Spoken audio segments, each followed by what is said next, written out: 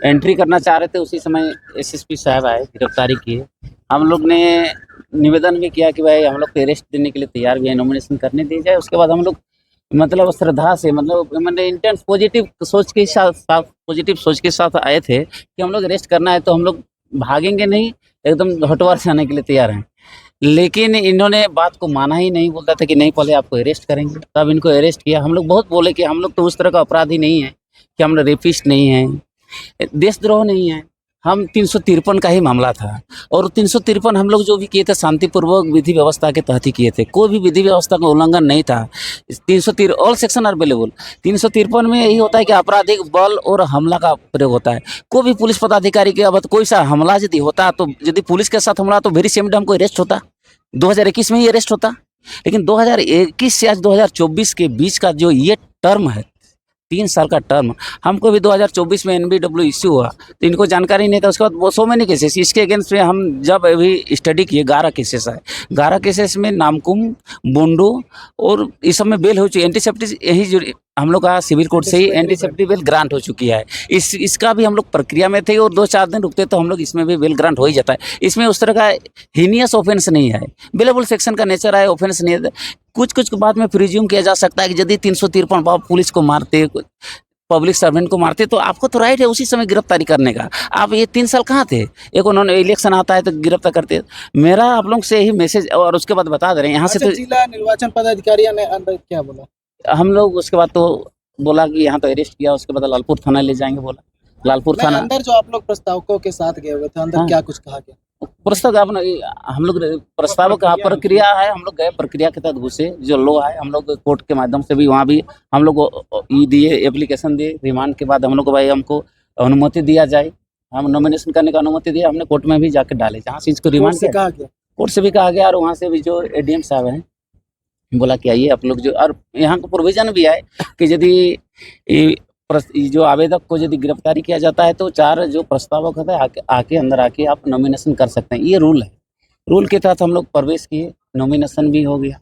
और अभी और एक प्रोविजन बचाव के जेल से ही उसको ओथ लेना है, वो वाला ओथ सर्टिफिकेट हम लोग भेजेंगे और यहाँ डालेंगे 6 तारीख तक। तो क्या वो जेल से यहाँ आएंगे? नहीं आएंगे, हम लोग वहीं से जाके, और जो वहाँ पुलिस ऑफिसर जो होंगे उनके समक्ष हम लोग ओथ दिला देंगे, वो ओथ दिला देंगे, एफिडेविट में साइन करेंगे, और हम लोग यहाँ फॉर्म जमा कर देंगे, और मेंटेनेबल है। बेल की प्रक्रिया क्या होगी? बेल की प्रक्रिया भी कई सोमवार से चालू होगी, और उसके बाद वकालतनामा भेजेंगे, सर्टिफाइड निकलेगा। और जितने भी और सो मैनी जो क्लाइंट है, इसमें नवीन जायसवाल इस केस में थे, जिसकी सबकी ऑनरेबल हाईकोर्ट से एंटीसेप्टिक बेल ग्रांट हो चुका है, इनका भी प्रक्रिया में थे और अरेस्ट हो गए। पूरा मामला बताए ना, कब का मामला है? ये 2021 का मामला है। इसमें 147-48 यही इन लोग था कि लालपुर 251 में जो था जेपीएससी के कार्यालय के तहत जो गलत इन लोग जो रिजल्ट जारी किया तो उसके विरुद्ध समझ धरना दिए थे। उसमें से बड़े बड़े नेता लोग भी थे। हम लोग तो उस समय लालपुर में थे। जिस तरह हमको सूचना मिली, जैसे हमको सूचना मिली, इन लोग तोड़फोड़ में कोई शामिल नहीं थे। हाँ, लेकिन एक वो JKBS के नेता की अध्यक्ष थे, इसीलिए नाम के तहत इसको नाम डाला गया था। हीनियस ऑफेंस था ही नहीं, कोई इस तरह का उपद्रवी बल, आपराधिक बल हमला किया भी नहीं गया था। और उसके बाद आज 12 फरवरी 2023 को NBW इश्यू हुआ। आप लोग क्या करेंगे? अभी बेल ले लेंगे, अभी बेल लेना ही है। हर केस में बेल लेना है, जितने भी अगेंस्ट में बेल तो लेना ही, नहीं तो हम कब तक बाहर में रह सकते हैं। बेल के बाद ही तो आज़ादी मिलती है। कितने दिनों में एंटीसिपेटरी बेल मिल जाएगी? जब कस्टडी जाया जाता है तो एंटीसेप्टरी बेल इज नॉट मेंटेनेबल। एंटीसेप्टरी तब होता है जब बार आते हैं तो एंटीसेप्टरी अलाउ होता है। हमको भी रेगुलर बेल पे जाना होगा। इसके लिए अब दूसरा हाँ, अभी रेगुलर बेल जाना होगा। उसके लिए रेगुलर बेल की प्रक्रिया है। कितने दिनों बाहर आ सकते हैं? ये तो अभी कैसे नियम है, तो जिस तरह का इसका केस 8 से 10 दिन में निकल जाएगा। हाँ, मतदान के पहले निकल जाएंगे। नामांकन आज पूरा हो गया। नामांकन आज पूरा हो गया, किसी तरह का कोई दिक्कत नहीं हुआ। यहाँ सभी लोग सहयोग किए। निर्वाचन पदाधिकारी के जितने भी उपस्थित जो थे लोग, सभी सहयोग मन से किए। नॉमिनेशन में कोई दिक्कत नहीं हुआ। वो हम पहले करा लिए थे, वो उसका सिग्नेचर हमने पहले करा लिए थे। और नॉमिनेशन तो प्रक्रिया कल से, एक दिन का तो मामला नहीं है, बहुत सारा फॉर्म भरना पड़ता है। इसीलिए सब चीज़ का सिग्नेचर और एफिडेविट हमने कल ही करके रखा था। आज खाली फाइलिंग करना था। जितने फॉर्म की जो प्रक्रिया थी कल ही हमने सब पूरा कर लिया था।